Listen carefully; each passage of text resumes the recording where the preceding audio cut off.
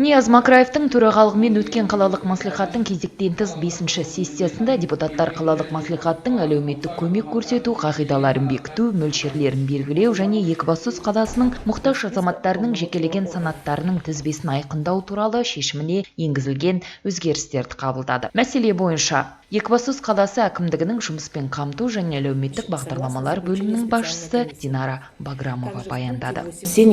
Табиғи зілзаланың немесе өрттің салдарынан мүлікке залал келтіруге байланысты өмірлік қиын жағдайға тап болған отбасылар бойынша мынадай нақтылаулар қосылды. Меншігінде бірнеше тұрғын үйі, пәтері, үйі бар азаматтарды, отбасыларды қоспағанда көмек мөлшеріне қатысты арнайы комиссияның қорытындысына сәйкес сома арнайы комиссиялардың қорытындысы негізінде көзделеді.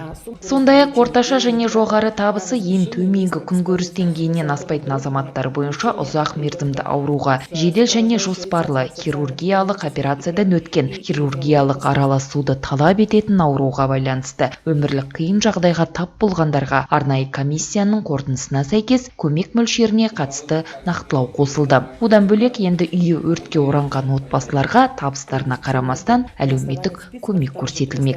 Сессияда депутаттармен қабылданған тағы бір шешім Екібастұз қалалық маслихатының 2018 жылғы 5 сәуірдегі Екібастұз қаласы әкімдігі жанындағы жеке кәсіпкерлік мәселелер жөніндегі сараптамалық кеңестің құрамы туралы шешімінің күші жойылды деп тану.